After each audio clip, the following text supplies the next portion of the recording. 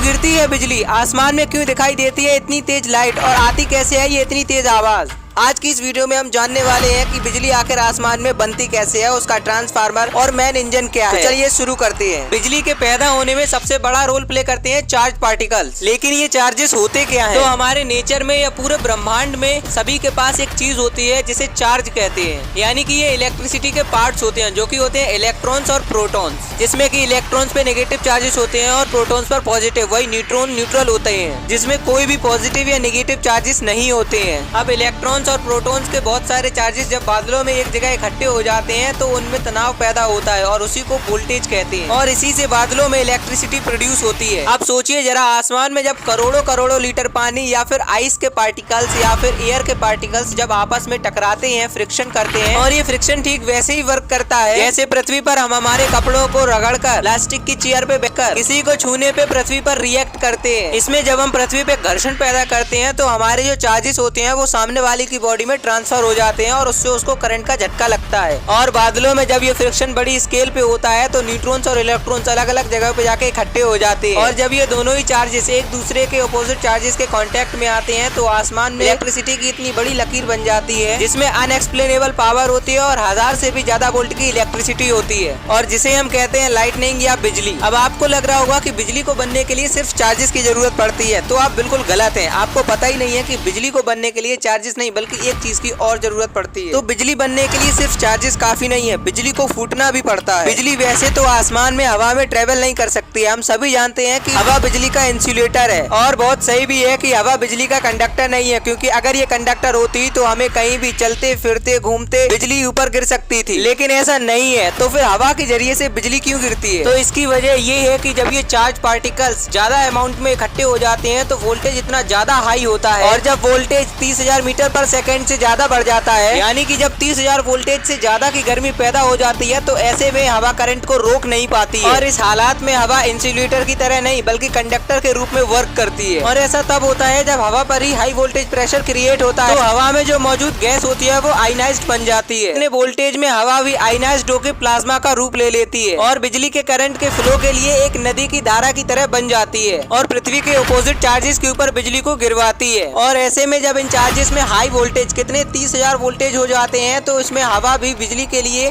Conductor की तरह work करती है और इसमें बिजली आसमान से हवा से आर पार होकर के पृथ्वी पे आ गिरती है। लेकिन अब आप ये नहीं जानते कि आसमान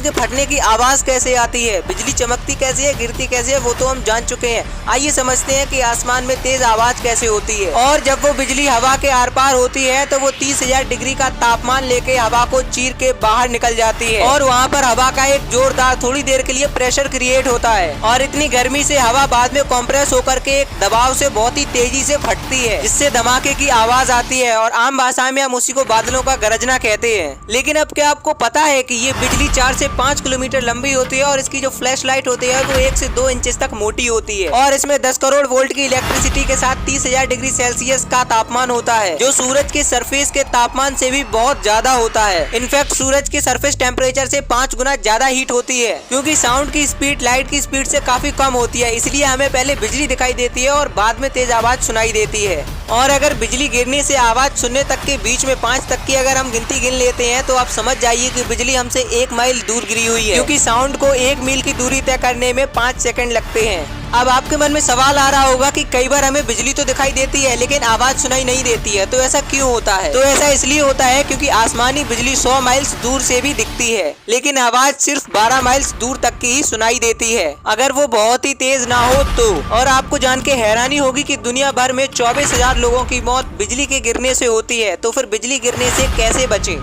तो इससे बचने का सबसे अच्छा तरीका है कि घर में रहें और अगर आप कहीं बाहर हैं तो अपने फोन और इलेक्ट्रॉनिक्स आइटम को बिल्कुल बंद कर दें और किसी खुले मैदान या पेड़ के नीचे तो बिल्कुल भी ना खड़े हो। इसकी जगह पे आप किसी होटल या किसी के घर में जा सकते हैं। और अब आता है सबसे आखिरी सवाल कि क्या हम आसमानी बिजली का संग्रह कर सकते हैं? तो इसका जवाब है अभी तो हमारे पास ऐसी कोई टेक्नोलॉजी नहीं है जिससे हम कर सकें, क्योंकि आसमानी बिजली गिरती है 1 सेकंड में और फिर वापस चली जाती है और अगर हमने कभी कोई ऐसा टूल बना भी लिया तो वो उसके बहुत ही माइनर से पार्ट को कैप्चर कर पाएगी और इसीलिए ये काम काम बहुत ही ज्यादा इम्पॉसिबल और पेचीदा है। लेकिन ये बात तो आपको जाननी चाहिए कि हमारी पृथ्वी पर हर दिन 30 लाख बार बिजली कड़कती है, कि ज्यादातर जमीन पर नहीं टकराती है और इनमें से सबसे ज्यादा बिजली आसमान से आसमान में ही गिरती है और हमें बस उनकी आवाज ही सुनाई देती है। तो दोस्तों आज की वीडियो में बस इतना ही।